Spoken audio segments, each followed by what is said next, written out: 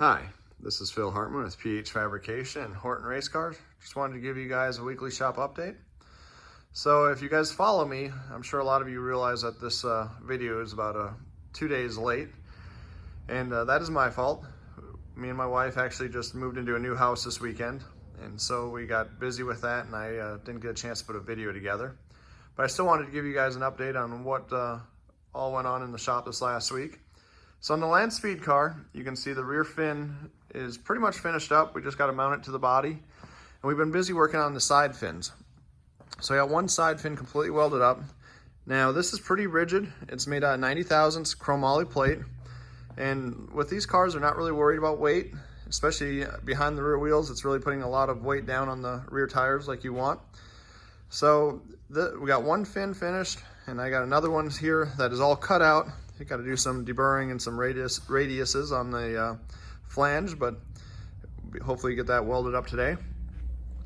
Also on the Land Speed car, we took the seat out, and the last time the customer was up, we took measurements on where the seat belts needed to go.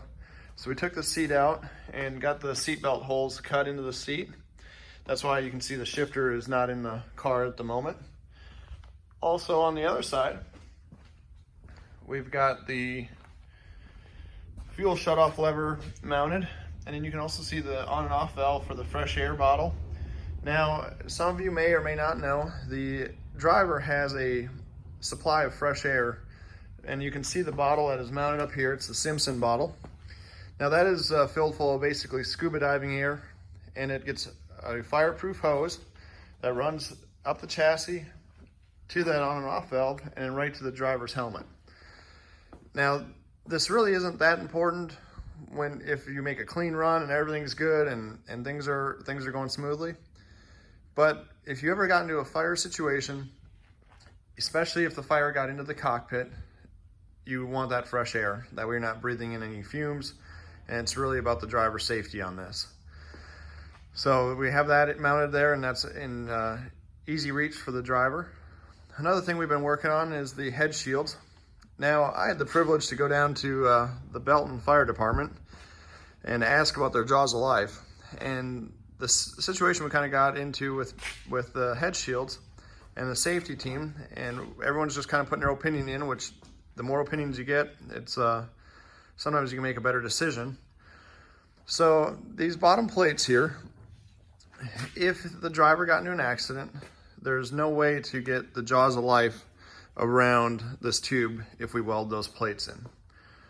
So the safety team wanted us just to leave them out, which isn't a bad thing either, but it leaves this wide open area here and here, if you take them all the way out, for something to get to the driver.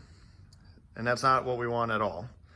And I also understand the safety safari's point, where if you weld these here, you can't get the jaws of life. So I went down to the Belton Fire Department, asked for their jaws of life, and of course they won't loan them out, but they will let me look at them. So I did look at them and got some measurements. And I believe they are also gonna come up to the shop and maybe do a little bit of a training, because a lot of these guys don't get to work on some of these cars in an accident. So it's good for them to see what we do and also get their opinion and input. But our plan now is to bolt these bottom plates in all the way around. They'll be bolted in with 5/16 bolts, 1/2 inch heads, and that way the safety team can unbolt them and then use the jaws of life in an accident. Now, what we're also gonna do in a situation of bolting it in, and if the safety team still doesn't like the idea of it being bolted in and all the way to the bottom, what we'll do is put our bolts 3 inches up from the shoulder hoop. This way, if we have to, we can cut a strip out of the bottom.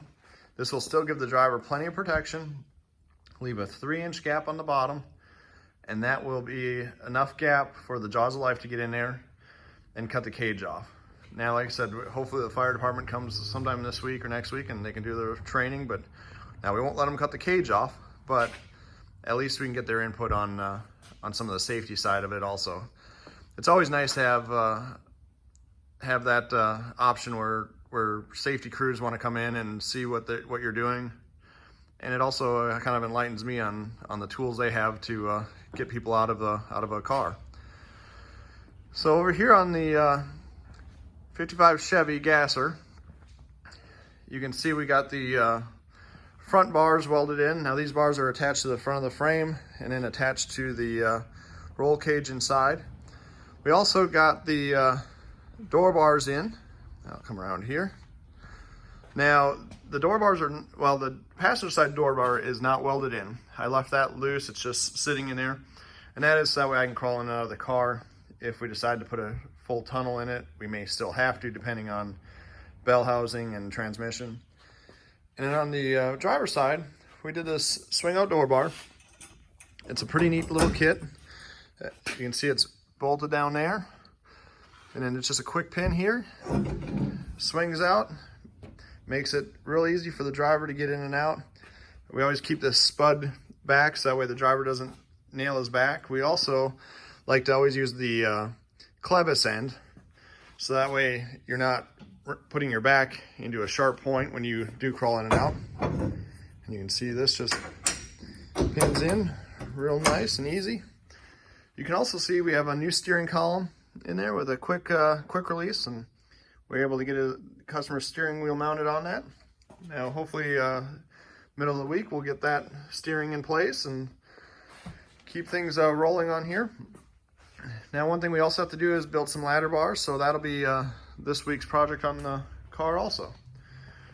Well, I know it's early Monday morning.